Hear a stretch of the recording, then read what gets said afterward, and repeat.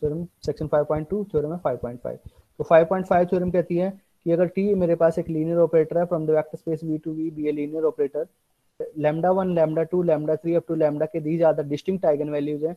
तो lambda I is distinct from lambda J, जब I की वैल्यू डिस्टिंक्ट है फ्रॉम जे से, तो दीज आर डिस्टिंक्ट एलिमेंट है।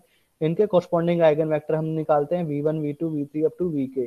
क्लेम करना है ये जो सेट होगा आपके पास v1 v2 v3 up to vk, this is linearly independent, this is a li set। ये आपका अगर मैं कोई सेट मान लेता हूँ s, तो we will prove it by the mathematical induction on the s means the number of element in the given set। For example अगर k की वैल्यू मेरे पास 1 है, k की वैल्यू 1 है, देन सेट के अंदर केवल एक ही एलिमेंट होगा v1।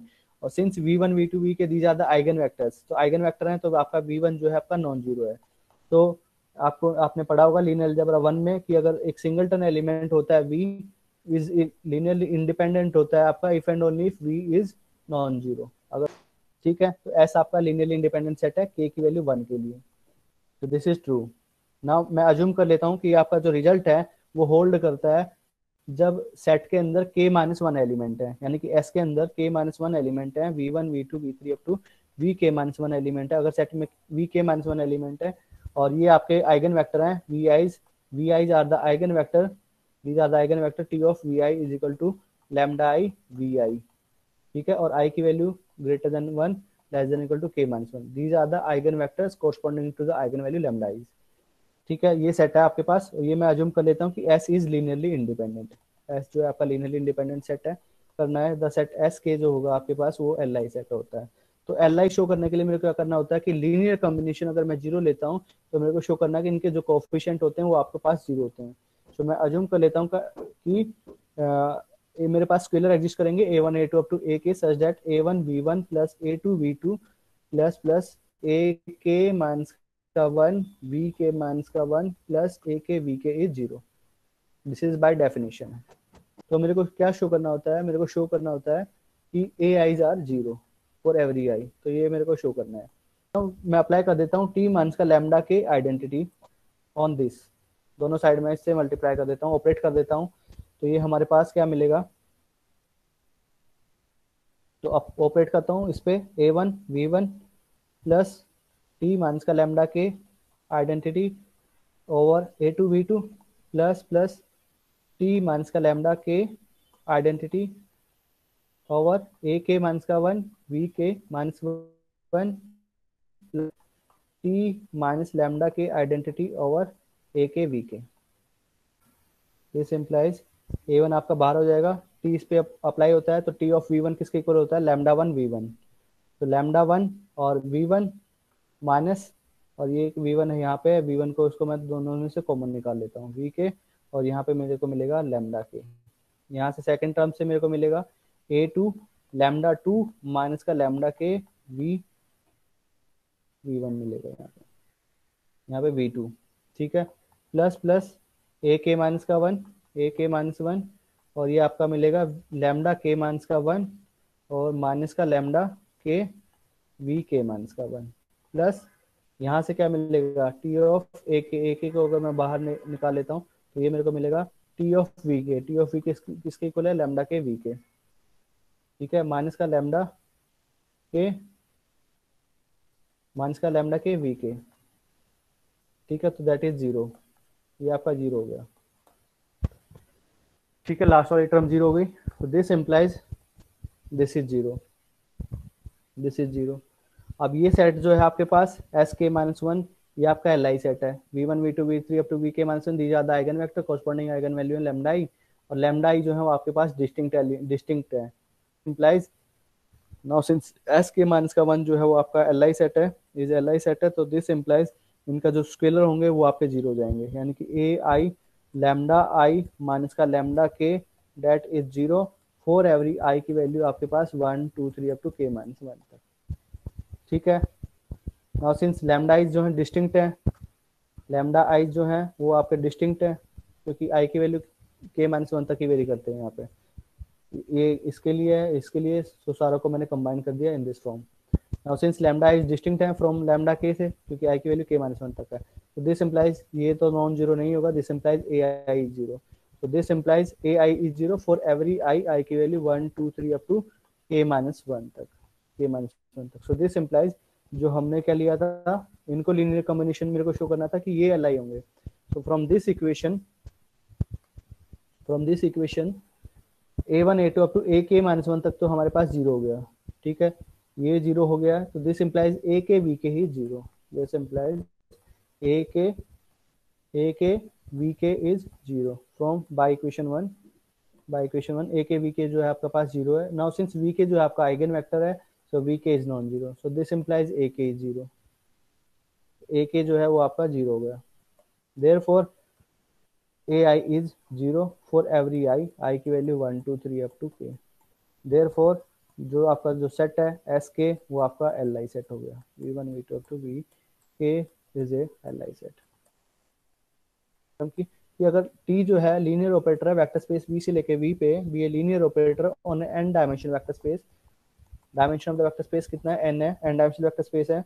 एंड ये कहता है कि अगर इफ t के पास n डिस्टिंक्ट आइगन वैल्यू है, t has n distinct eigen values, n distinct eigenvalues, then t is diagonalizable, t is diagonalizable, ठीक है। And t has n distinct eigen values, तो मैंने अज्यूम कर लिया कि t के पास n डिस्टिंक्ट आइगन वैल्यूज है, lambda 1 lambda 2 up to lambda n।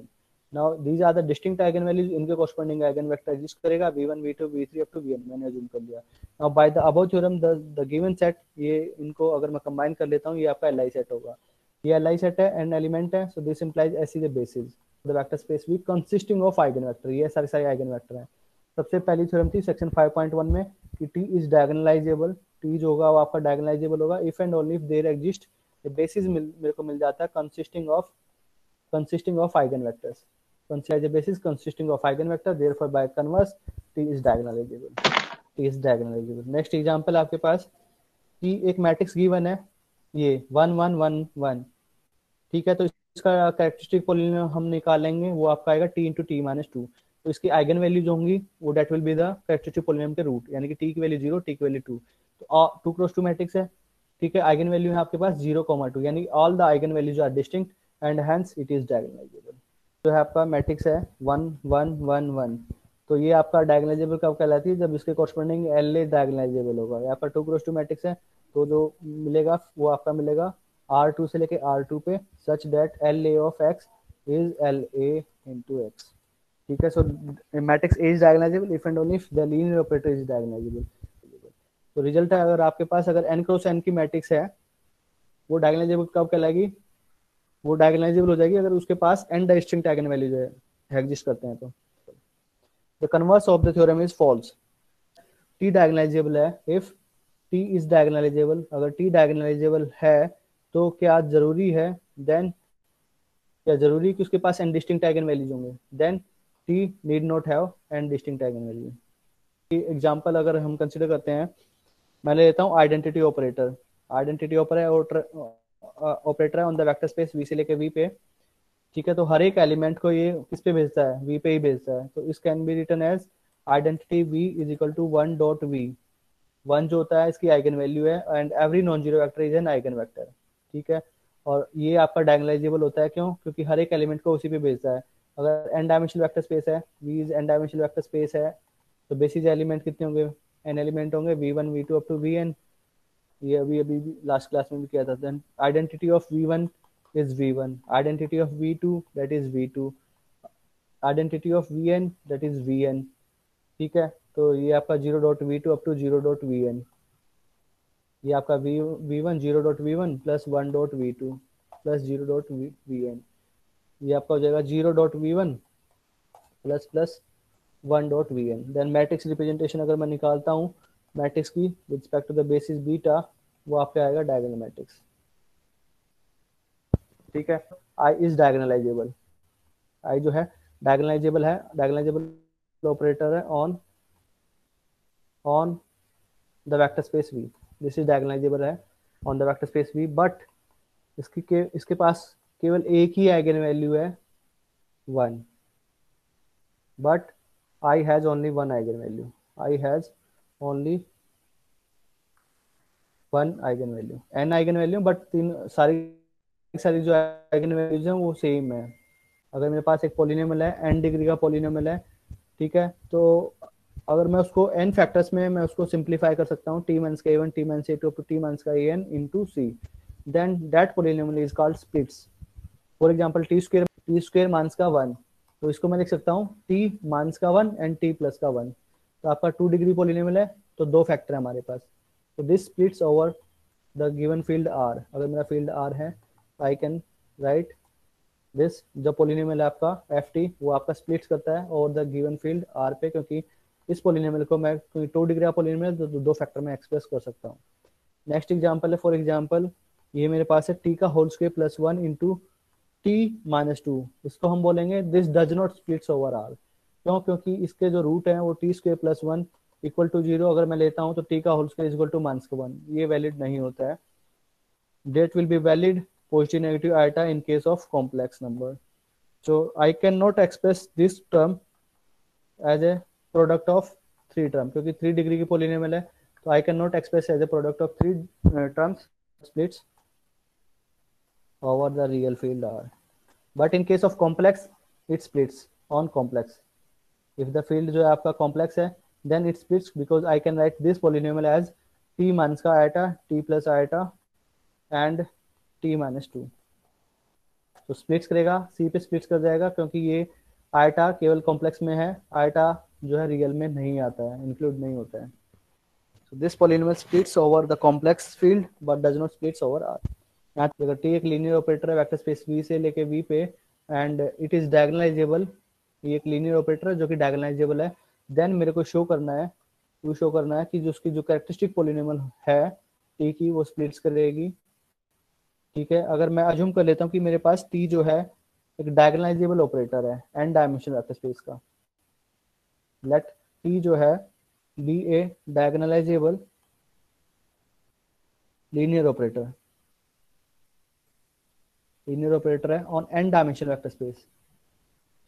ठीक है, now since it is diagonalisable, मैंने अज्यूम किया कि इट इज डायगोनलाइजेबल, तो आपका जो थ्योरम थी 5.1 कि एक टी जो है एक लीनियर ऑपरेटर है, T is a linear operator from the vector space V to V, then T is diagonalizable, T जो कहलाता है आपका डायगोनलाइजेबल कहलाता है if and only if there exist basis मेरे को मिलती है consisting of eigen vectors of T.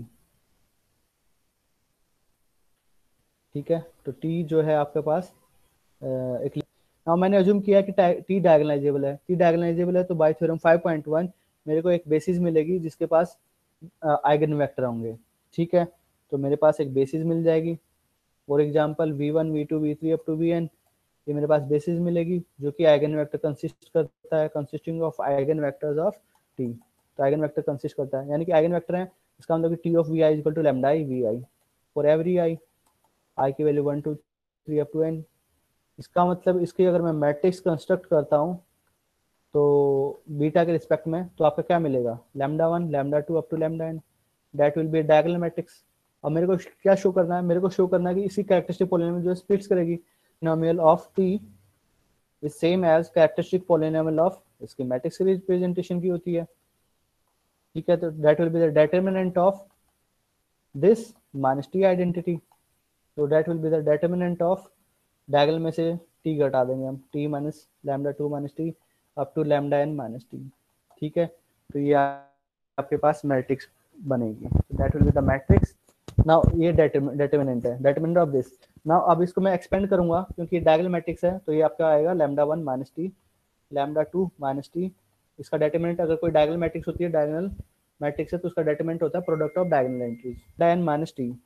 अब इसमें से मैं हर एक में से मैं माइनस का कॉमन लेता हूँ, तो माइनस, क्योंकि मेरे पास कितने एलिमेंट है, n एलिमेंट, तो minus 1 to the power n और t माइनस का लैम्डा 1 t माइनस का lambda 2 up to t minus का लैम्डा n.